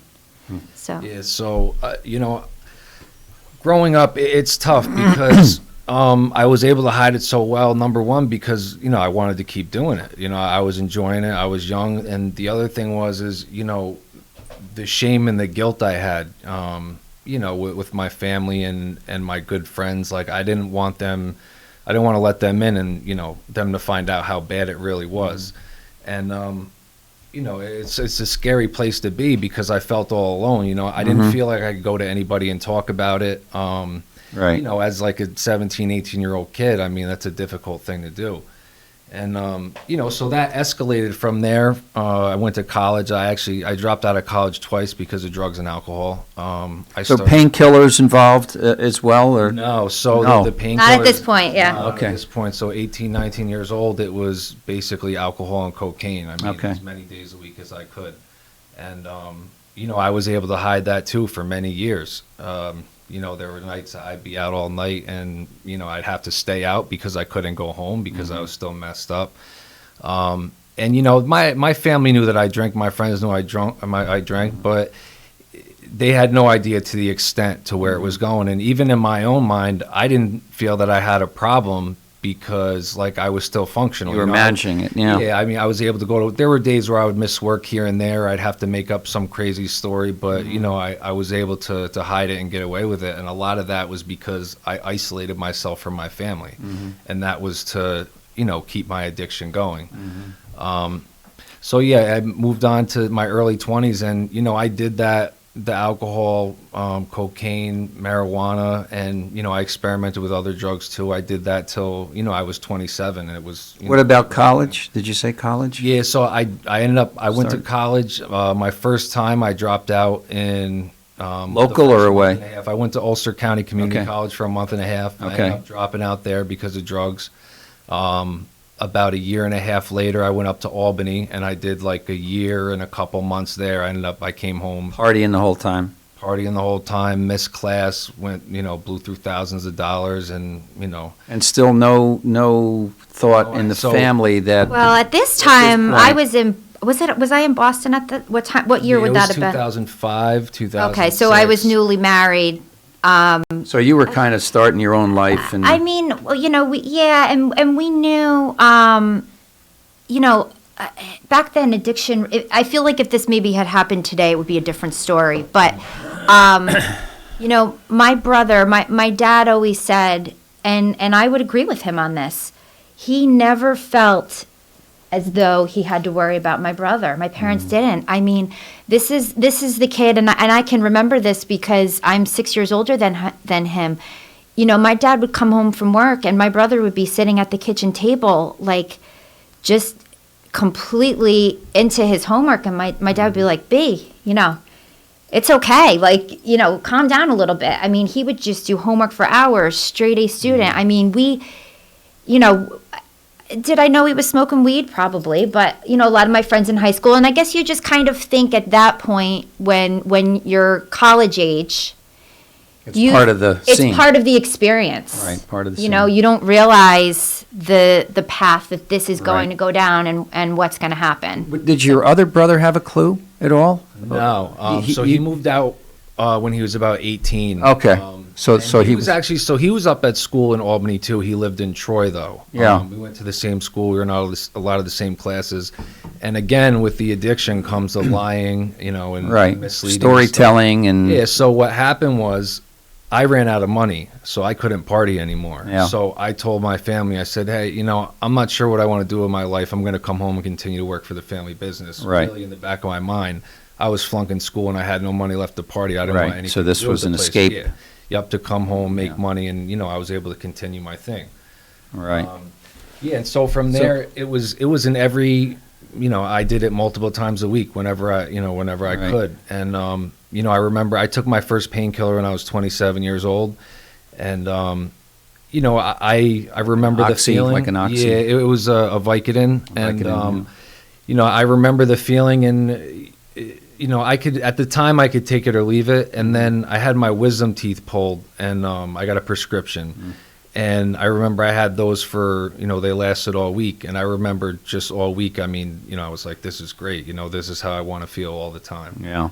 And, not too long after that is when I got plugged into the community, the side of, the drugs and the drug dealers and this and that. And, I was able to get them. And, once opiates, they entered my system, that was all that mattered. The alcohol, cocaine, all the other drugs came second. All my responsibilities, work, my whole life revolved around it. That's all that mattered. Whether it was 24 hours a day, 7 days a week, whether I was getting high, whether I was trying to figure out a way to get money to get high, whether I was, physically dope sick from not having them. And at that point, you're living in Kingston still? I'm still, yep. So I'm back in Kingston, and still under some cover of no one really knew, but saw maybe a little bit of signs and symptoms. So you were 29 when we found out, and I want to hear him tell that story about how. Yeah. I'm curious about how we found out. Yeah. Or. What? Yeah. Okay. So what happened was, I had moved in. I was living with like 4 other friends at a place up Linderman Avenue. We moved. That's where the addiction really took off. I had been laid off. Work had been slow. I had lost my license. I had a second DWI at this point. I lost my license, and I was home, basically all year for the most part by myself. Through no fault of my family, they had stuff going on at the business, and they're none the wiser because I'm hiding it the best I, what I mean. Right. I'm doing everything to protect my addiction, and it's so I moved up. I ended up buying my grandmother's house from her, and at this point it had gotten really bad, and to the point where I turned to selling drugs. I had to sell drugs to feed my addiction. Right. To generate money. Yep. And I remember it was around September, is my brother's birthday, and we had all gone to dinner, and I had been up all weekend, and I was supposed to be at dinner at like say 6 o'clock.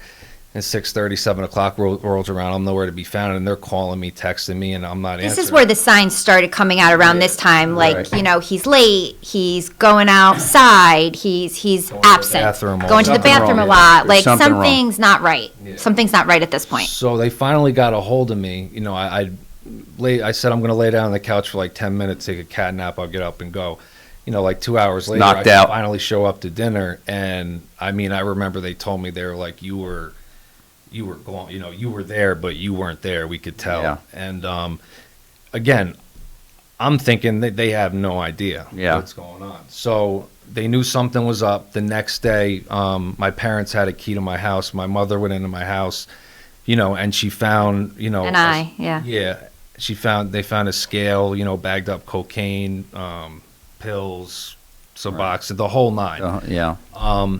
And so that day after work, they asked me to come to the house, and I had no idea what was up. I thought. Did you have an inkling? Like none, zero. Yeah, nothing. Wow. And because I thought I hit everything so well. And you did hide it very well. Yeah. I felt like I was on an episode of CSI. Yeah. I really did. I outsmarted you. But Right. this is the length. I think Yeah. it's important. This is the length that The addiction takes you.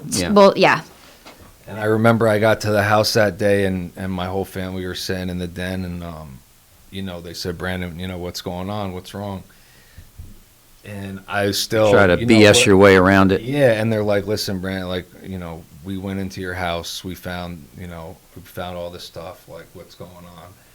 And I remember I got up and I ran out of the house, and where You were angry or just? I was scared, man. Yeah, I was you were scared. just I didn't know caught. what was You going to were happen. I basically didn't know caught. what was going to happen. Yeah. And it was difficult. I remember I ran down to the stream, and then Salco Road is on the other side of the stream, and like I was so scared, I didn't know what was going to happen. I remember at that point, like I was contemplating jumping in front of a car on Salco Road and ending my life, because like I thought you didn't want to.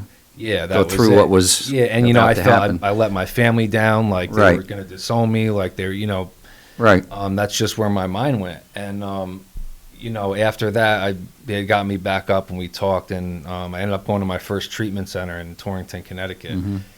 And for me, I went there, and like going in there, I had no idea what an addict or an alcoholic was. Mm-hmm. I was stereotypical, like you have to be homeless or pushing a shopping cart, and Right.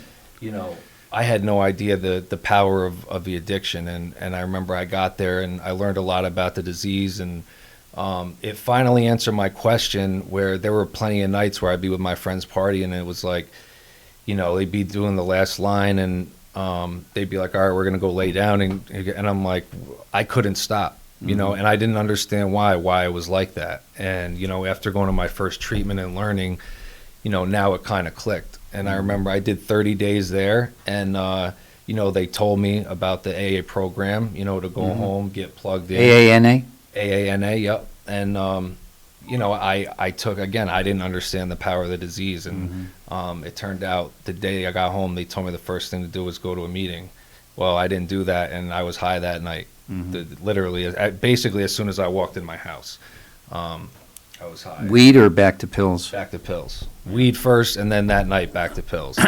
And after that, I went on like a 3 or 4 month run before I actually got into the rooms. And then Back to the addiction. Back to the addiction. Yeah. Yep. And I put a little bit of time together. I wasn't able, for the next 3 or 4 years, I wasn't able to get more than 3 or 4 months at a time, and then I would go back out. Sober, yeah. Yeah. And it was right back to, again, the pills and the opiates came first. Everything else came second. And 2016, I went away again to my second treatment center in October.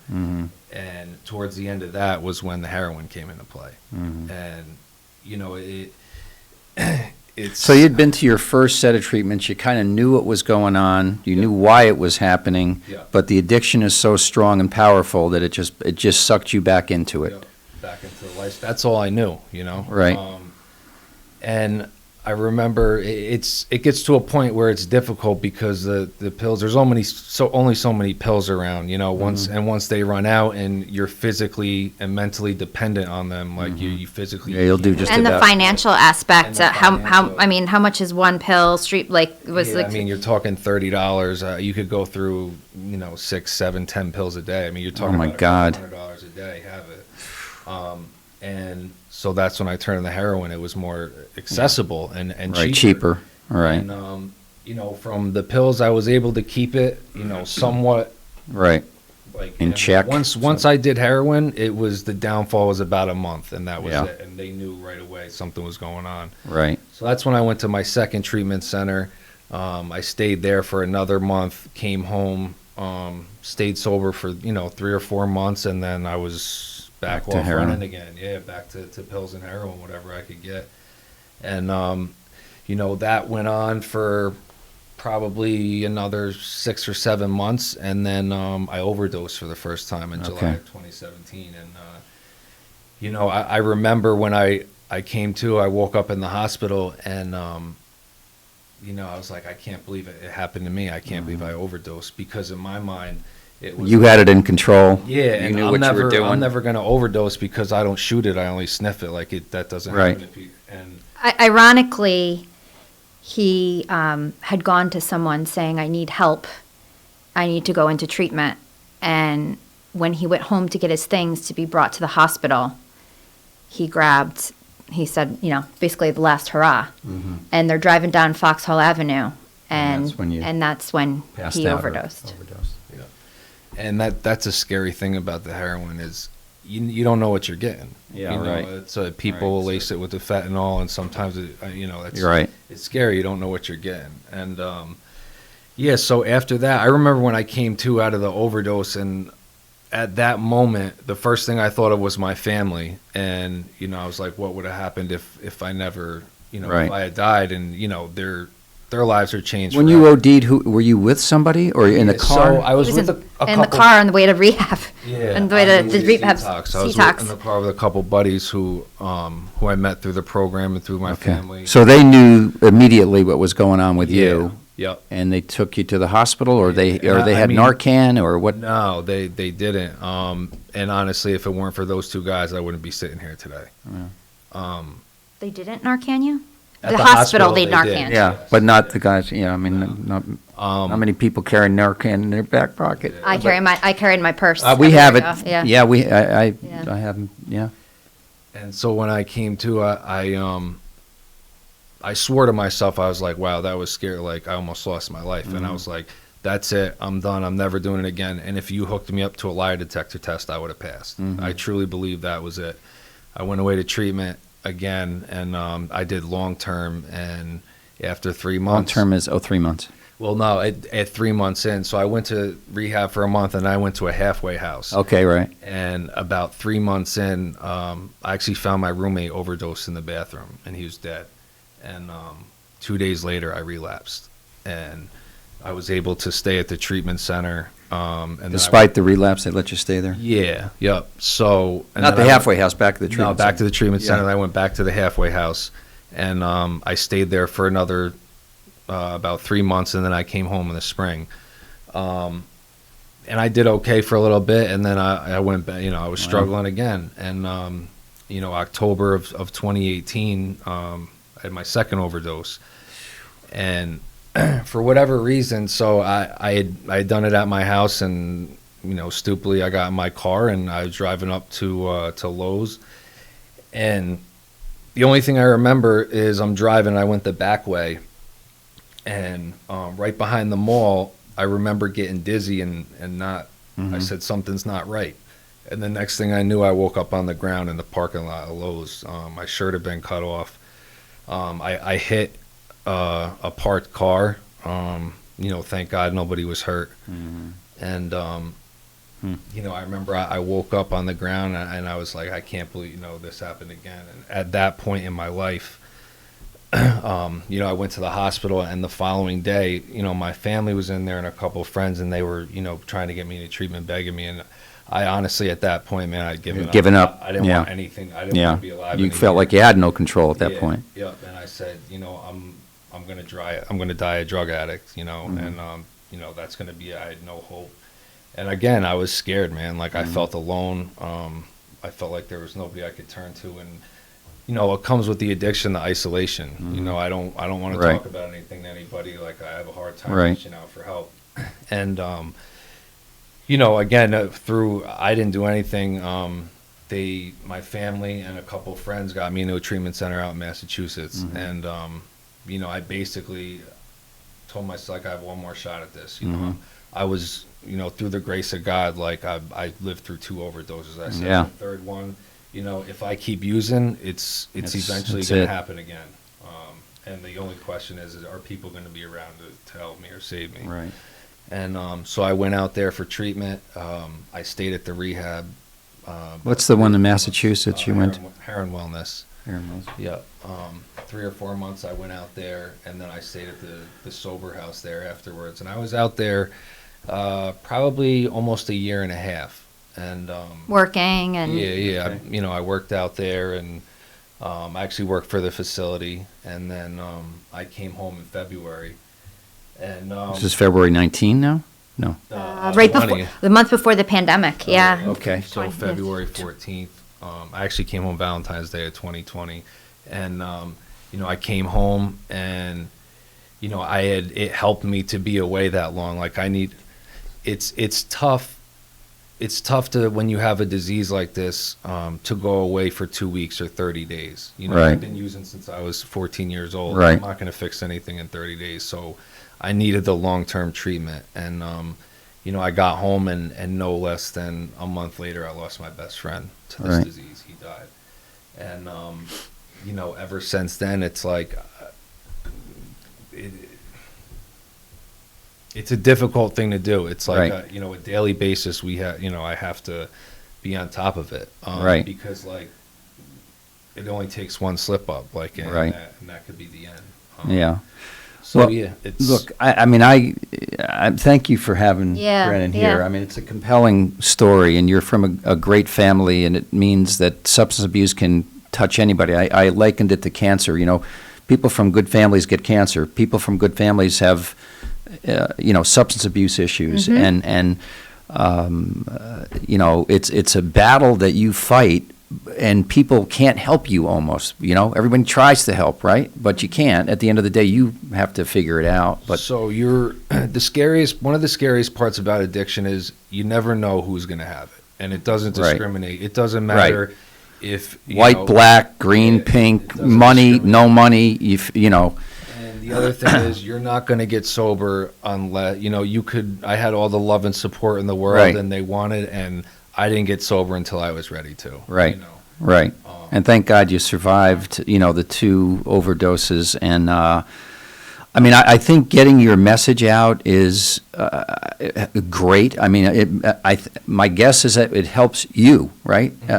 Just doing this half hour with us, recounting that whole that difficult part of your life and hiding it has got to be make you feel good from the sense that you potentially can help somebody else, or you're now in a position to say, hey man, I have been down that path, and here's where it ends. He does, so it's funny you say that, because he has been working with youth in the community. Great. Who are Awesome, who are at risk, I guess. Yeah. And also I have an email into the superintendent of schools, because he had expressed an interest of going to the health classes and. Right. Rotary started, and I'm very involved in Rotary. We didn't start it, but we helped fund the drug awareness and resistance education. The DARE program, which was the predecessor to SROs. When we were growing up. Predecessor. But I guess, the point is, since you've walked miles in your shoes, you can better relate to somebody, I think, that's going through what you went through, right? And I don't know what the right words are for those people, but 2x4 in the head, I don't know.